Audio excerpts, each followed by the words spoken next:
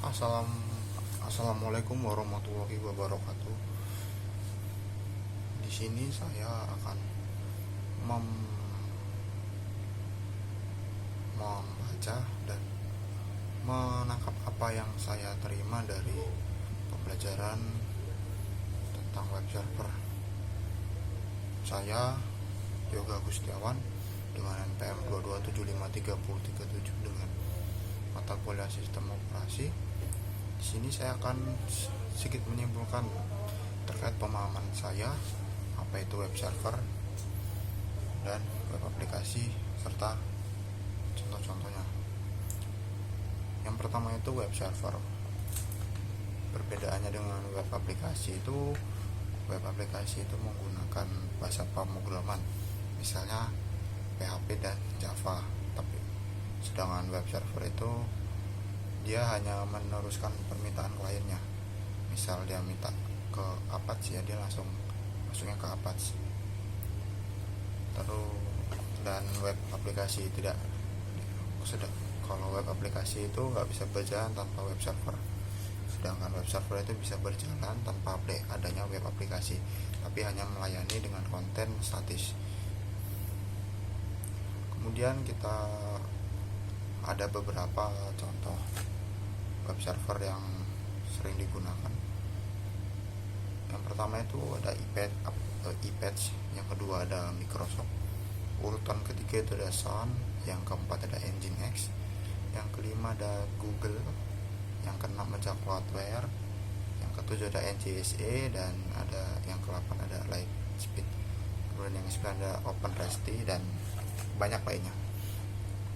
Dari banyaknya web server yang digunakan oleh developer, iPatch ini adalah web server yang penggunaannya paling rata antara tahun 1995 sampai 2021.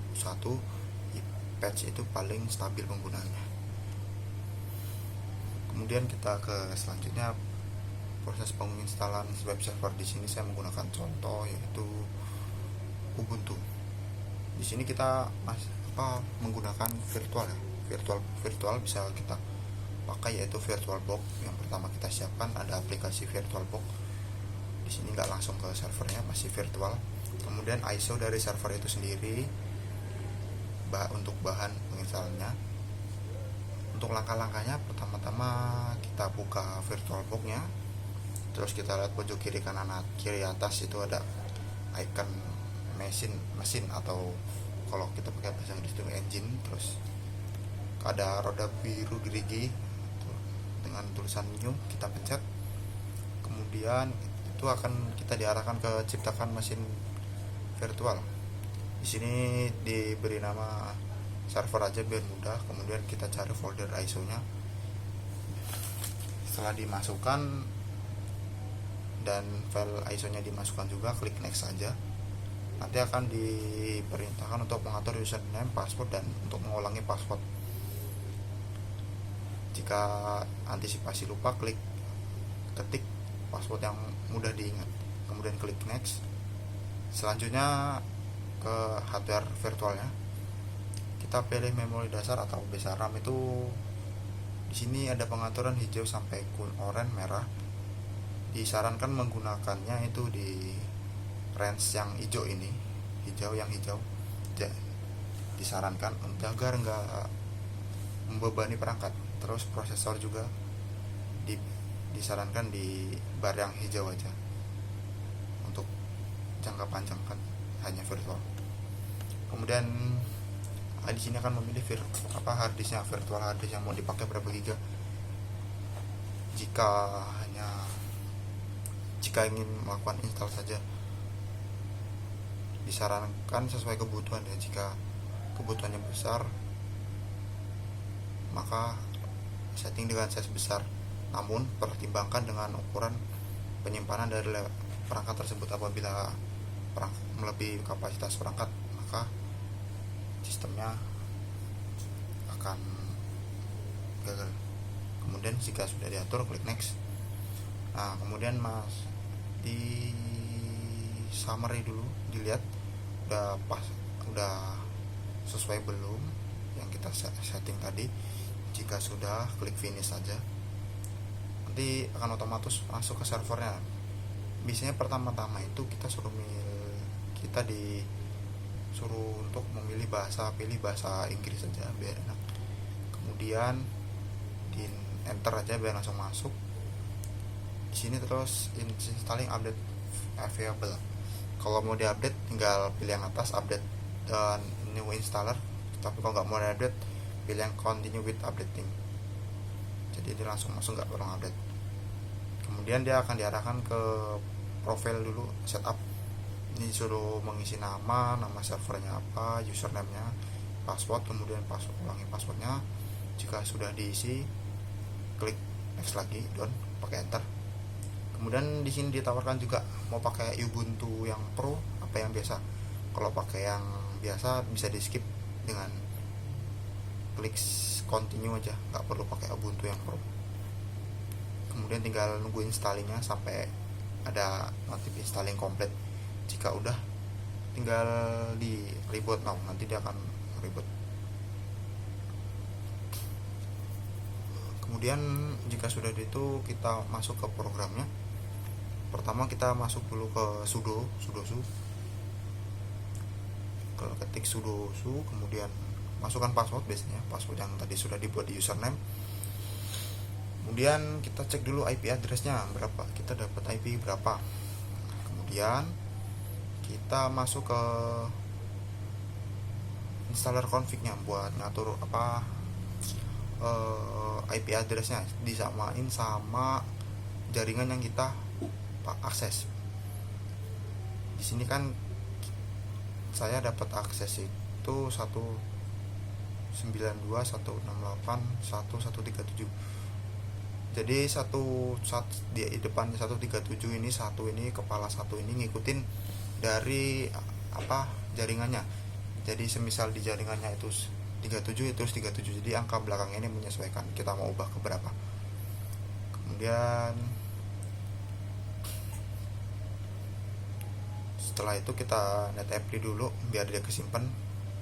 Kemudian kita masuk dicek dulu status SSH-nya tuh running enggak. Kalau dengan caranya sistem CTL status SSH, kalau udah nge-running berarti kita tinggal pakai remote-nya. Di sini saya remote config-nya pakai putih configuration, versinya bebas. Kemudian di sini akan suruh memasukkan hostname. Hostname ini kita masukin IP yang tadi. Hostname ini diisi IP yang telah kita atur tadi menggunakan installer config YAML itu. Kemudian kita masukkan di sini IP-nya, IP dari server ini. Jangan sampai salah, portnya 22 biar enak. Kemudian di open. Jika IP-nya sudah benar maka dia akan muncul putih secure alert. Nah, di sini dia akan mengasih peringatan bahwa program itu belum disimpan di SSH berikut dengan kunci. Biasanya pakai di enkripsi, jadi panjang. Kemudian jika mempercayai koneksi ini klik accept aja. Kemudian tinggal melakukan penginstalan web servernya. Yang pertama-tama itu kita ping google.com untuk mengetahui kita terhubungkah ke internet itu. Jika terhubung, kita lanjutnya install iPatch 2 itu dengan komen apt install patch 2. Kemudian kita tunggu beberapa saat sampai tulisan done. Nah, jika sudah, kita langsung masuk ke cd var www.html. Kita cek dulu IP benar sama. Nah, kemudian kita tinggal ketik IP tersebut di browser kita, itu bisa pakai Chrome boleh. Terus kita ketik IP. Jika muncul HTML dari iPatch 2 di fallback, maka web server yang telah berhasil kita install. Apabila ingin menambahkan yang lain, tinggal membuat file HTML-nya menggunakan perintah touch. Misal di sini saya contohin touch mahasiswa 1. Di sini saya memasukkan data-data mahasiswa. Jadi apabila ingin membuat laman server lagi, kita tinggal membuat touch, maka nanti dia akan terdeteksi oleh IP tersebut. Tinggal jika kita sudah membuat touch baru, kita tinggal mengetik IP yang kita buat tadi di YAML tadi, kemudian di slash nama folder filenya, kemudian di enter aja, nanti dia muncul di Chrome. Sekian cara apa yang saya tahu dari cara apa itu web server dan aplikasi server, dan kemudian sedikit cara menginstalnya. Kurang lebihnya mohon maaf. Saya akhiri. Wassalamualaikum warahmatullahi wabarakatuh. Oh iya, saya Yoga Kustiawan, kelas MI 2A dengan NPM 227533037. Terima kasih.